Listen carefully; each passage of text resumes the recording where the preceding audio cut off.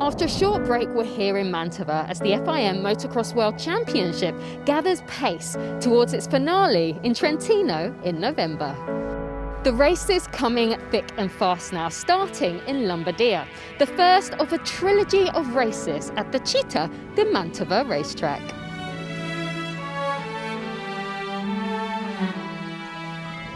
Mantova has been a regular stop for the World Championship since the turn of the century, and few that were here will find it easy to forget last year's race, after a huge storm blew in over the weekend to turn a perfect track into a mud bath.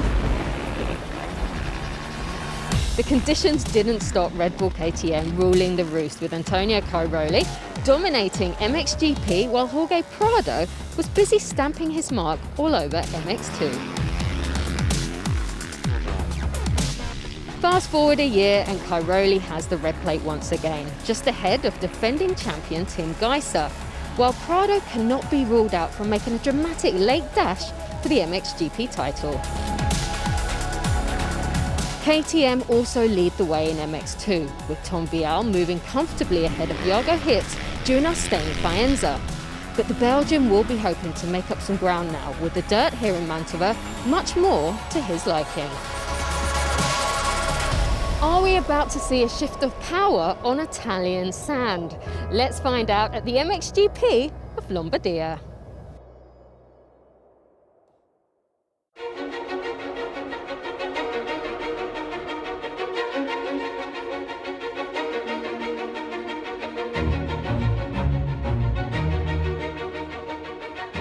In 2010 was my first victory here in Mantova with KTM. First moto after the start was like a little bit nervous, but then we managed to reach back the top of the positions, So then second moto, we led from the beginning, so we controlled more or less the race, and we take the overall, so was less stressful, of course, the second moto. But first moto when we start was quite of some excitement. It was the first year that we moved to KTM from Yamaha. I remember a very big day because Pete was here, a lot of people was here, and especially with the 350 bike was like strange in this class. So everything was like double fun, to reach this number. I was a kid, but I remember like it was yesterday. Came here with a 350 bike that was, let's say, a prototype bike, and win a race was amazing for us and for KTM, because nobody expected.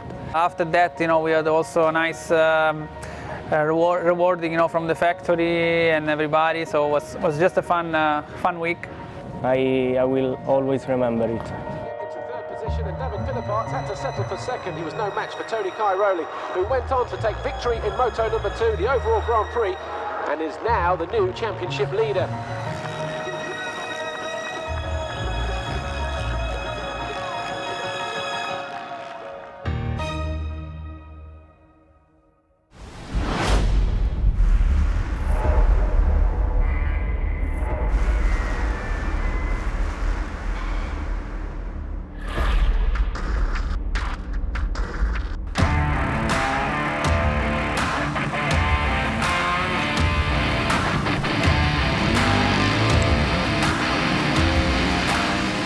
Tim Geiser takes us for a lap around Mantova. A short start straight into the first turn, over the foxhole shot line, past pit lane and into turn 2, a very tight right-hander.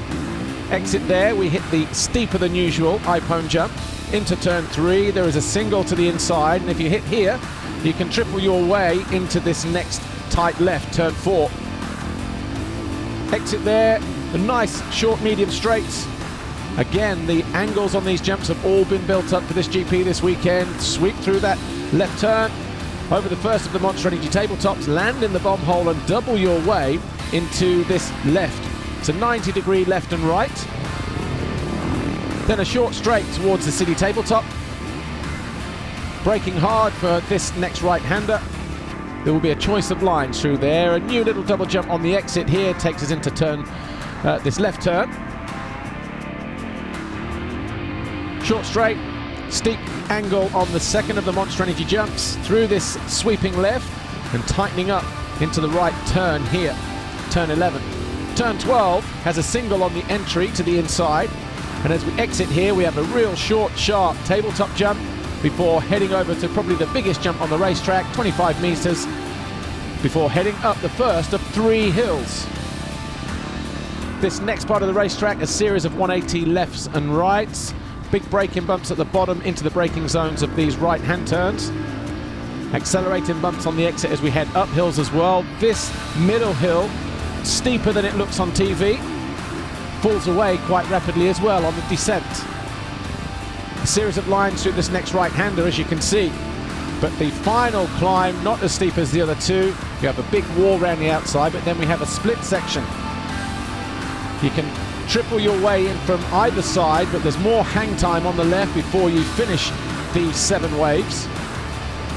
Tabletop here takes us into the final corner. We hit the Monster Energy finish line jump.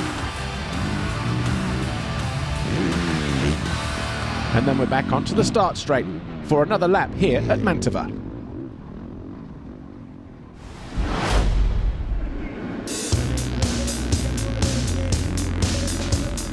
Here's what happened in the time practice session. It was a little bit greasy early on, as Tom Vial found out on his first flying lap. The Frenchman would eventually come home in 8th place. Mathis Borromé came home in 11th place. Jago Kietz up and down the leaderboard, but eventually settled for 6th on his Monster Energy Yamaha. Jed Beaton got himself up into 4th for Rockstar Energy Husqvarna. Thomas Kjær Olsen had his time at the top as well for a few laps, as the lead Rockstar Energy Husqvarna rider, Izzy, almost 100% fit. Roman Mostijk was on pole for a little while for F&H Kawasaki, but then just faded to 2nd. Riding a yellow Yamaha, Maxime Renault was your eventual poleman though, for the 2nd time this season. And it was by 0.059 of a second over Van der Mostijk, Olsen 3rd, Beaton 4th, Borgmo 5th.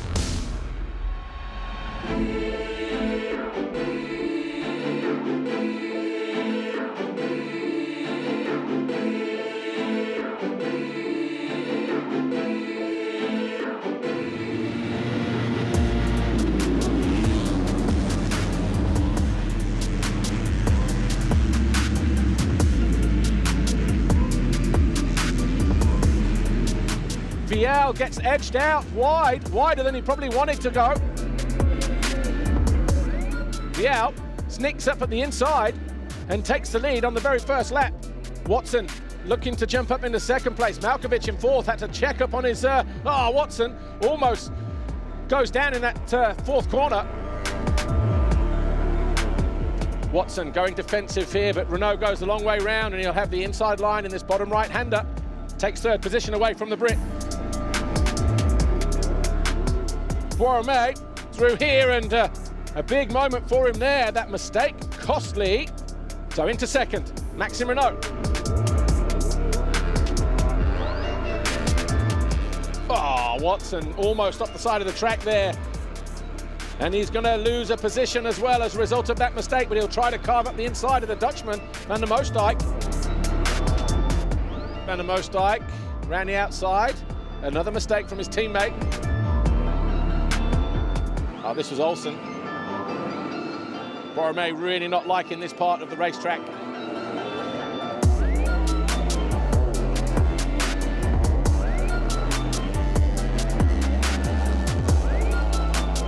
Okay, finally, Jago Kietz down the inside. A decisive move, and then it all goes Pete Tong. Jago Kietz down, throws the opportunity away. This battle not going anywhere though. Olsen, Van der Mostijk offline like Olsen was a lap ago. This time he has to show a wheel, has to get on the gas early. Olsen certainly in the mood for rubbing a few elbows. Gets inside Van der Mostijk, needs to rough him up. Good move that from Olsen, and closes down the door. Finally gets himself into 3rd place.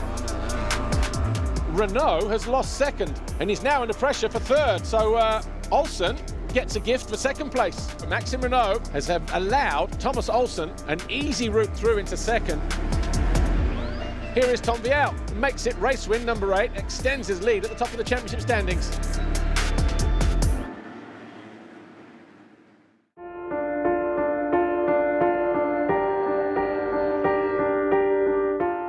Mx2 Race 2. We're getting ready to go racing here. 30 minutes plus 2 laps. This one will decide the outcome, the overall.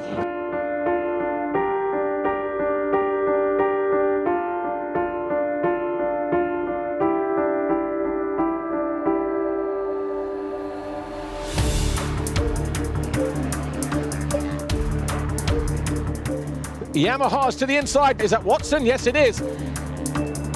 One rider looking desperate to find a way through. The number 14, Jed Beaton of Australia. Number 14 finding his way past the 426 of Conrad Muse.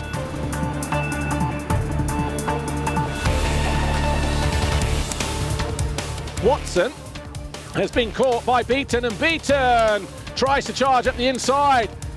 Shows Watson a wheel, and he takes over the lead here.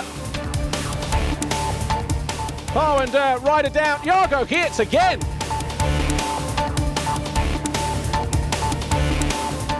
And Jargo Geerts back up the inside of Olsen, so the door being left wide open there.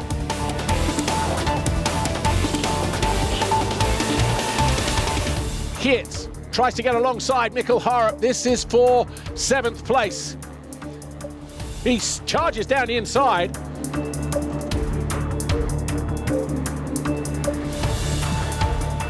Harup gets passed by Olsen, goes after Jargo Geerts. Oh, a big mistake there from Maxime Renault. Back end went both sides of the track. That allowed Jargo Geerts to get the drive.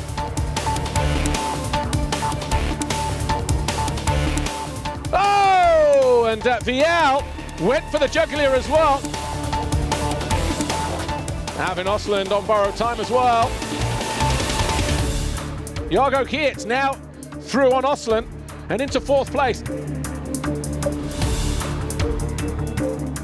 Olsen down the inside, hard aggressive riding, late on the brakes, attacked the circuit in front of him. He now moves into 5th place.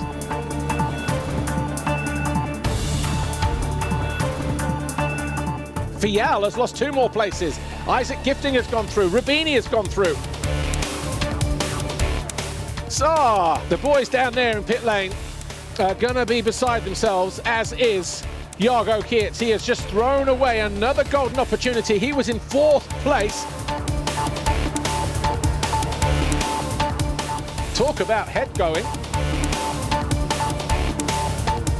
Vial really struggling to lift himself back up. Got passed several times in quick succession.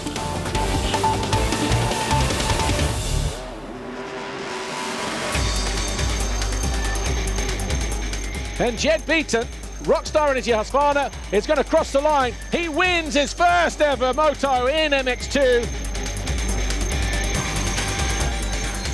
It's only going to be good enough for 2nd overall, but he's going to be on the podium with his teammate here, Thomas Olsen, who will take the overall victory. Watson will finish 3rd overall. As for the championship, Vial still leads. Jargo Geerts, Renault still 3rd.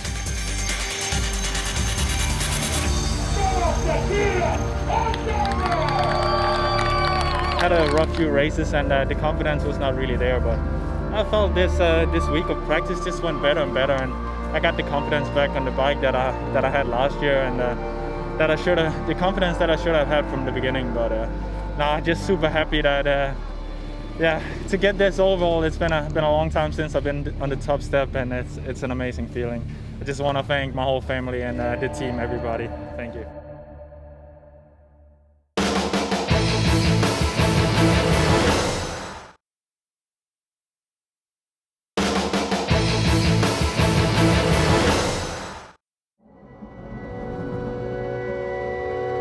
My role in the team changed a little bit in the last 2 years.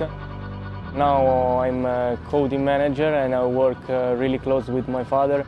We always stay together and strong as possible. We always find a good solution for the team and for the rider. Being a father is something very special. You always hang with a small kid, always happy, playing. So it's not really perfect for racing because you need to be tough and angry when you're on the track. So sometimes it's difficult to separate the 2 things. Latvia was a very special round. It was incredible after a season that started off with a leg injury after collarbone, COVID, getting my first 450 podium over there. It was incredible.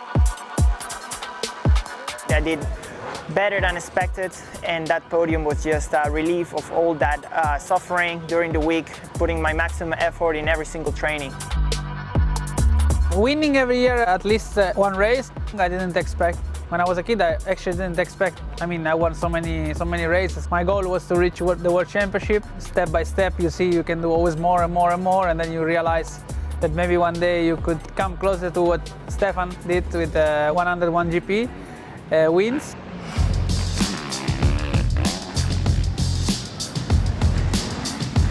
Coming to the Italian rounds, I was feeling like we could do a little bit better.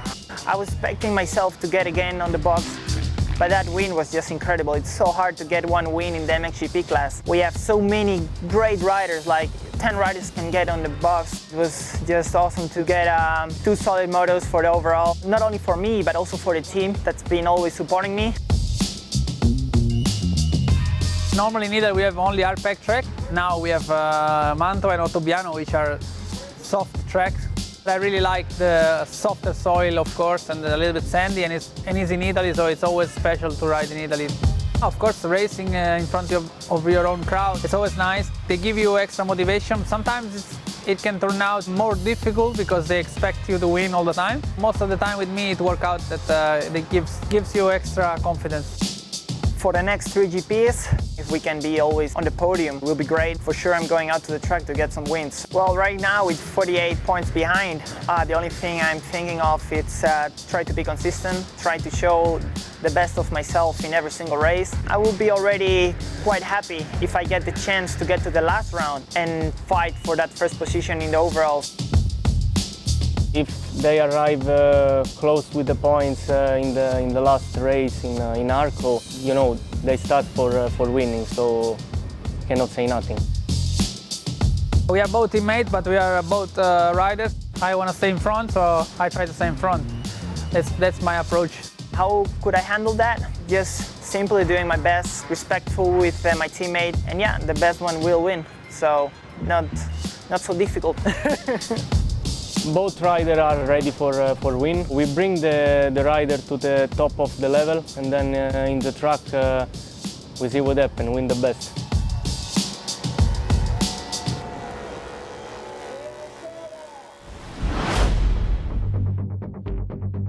Here's what happened in the qualifying session earlier. Time practice, this determined the grid spots. Tonus for Monster Energy Yamaha eventually circulated enough for 9th place. Tony Cairoli, the 222, another, well, not great qualifying for him, 13th, but he was on form. But there's Glenn Coldenhoff. He eventually came home in 3rd for his best qualifying of the season on the standing construct gas. Arminas Jasikonis worked his way to 5th, despite showing some good pace. Roman Fevre, likewise, for the 3rd time this year, picking up 4th on his Monster Energy Kawasaki. Gauthier Paulin, though, just missed out by 1600ths of a second on his Monster Energy Yamaha, but it's his best qualifying of the season. Tim Geiser, though, on his final lap for the 4th time this year, put his HRC machine on pole.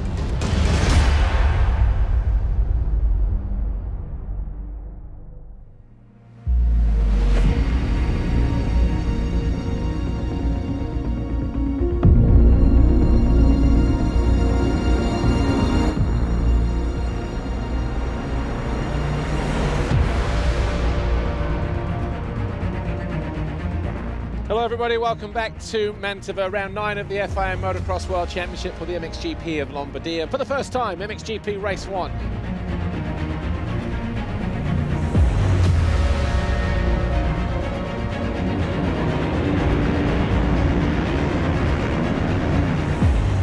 Paulin just, down the start straight.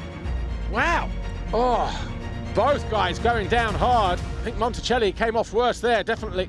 And it's Seewer who emerges in turn 2 in front of everybody else. Prado right there in 2nd. Bogus is in 3rd place on the 189 Marchetti Racing KTM. Then it's Cairoli.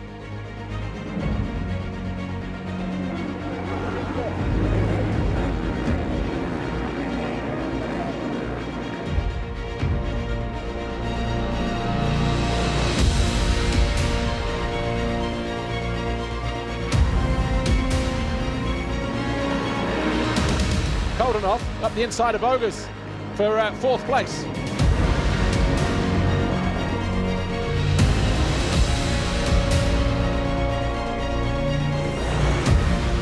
Cairoli just starting to lose the toe from the front two at the moment of Seewer and Prado.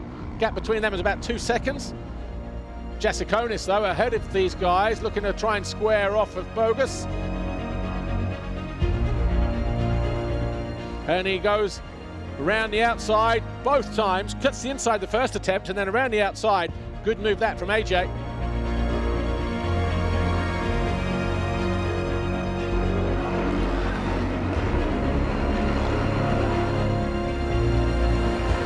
Geiser up the inside, finds a way past Bogus. Romain Febvre neatly up the inside of Brian Bogus.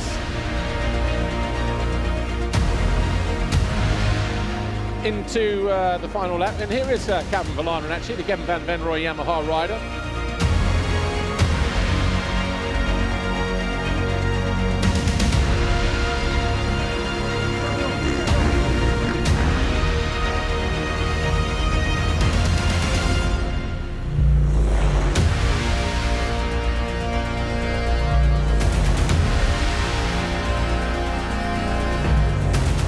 Seewer picks up victory in race number 1 here, his 2nd race win of the season.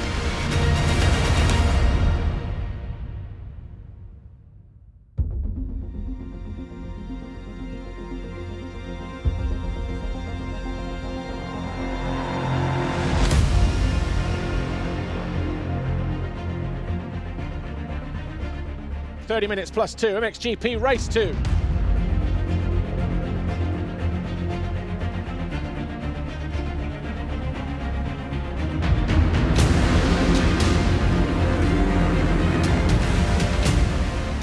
Prado with his 8th Vauxhall shot, but he's under pressure here immediately from Romain Febvre.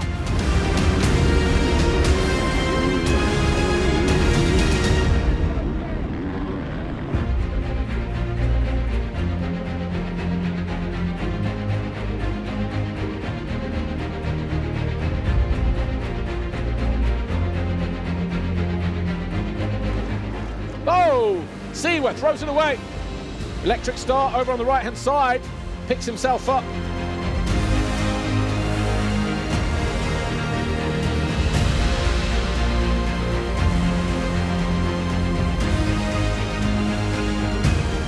Right, Jasikonis in 7th place. He and Jacobi. Oh, Cairoli. Whoa. Again, we'll go to the outside here, just picking up that momentum. Whoa! Be careful of that left leg, Tony. Closes the door on Verlanen, though. He gets the job done. And he's almost off the side of the bike as well, loses vital ground. Geiser will run alongside the Kawasaki rider and push him into 3rd place. Expensive mistake that from Romain Febvre.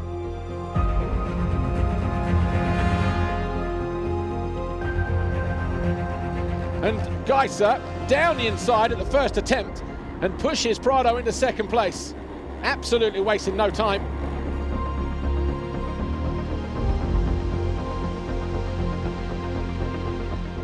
Left corner, just tips over. Again, a rider chasing the championship. Oh, no goggles either. Oh, he's going to come in for goggles. Into the goggle lane. There you go, stop, goggles on. And goes again. Rejoins the track. Got to go right, left. Right, now we can see.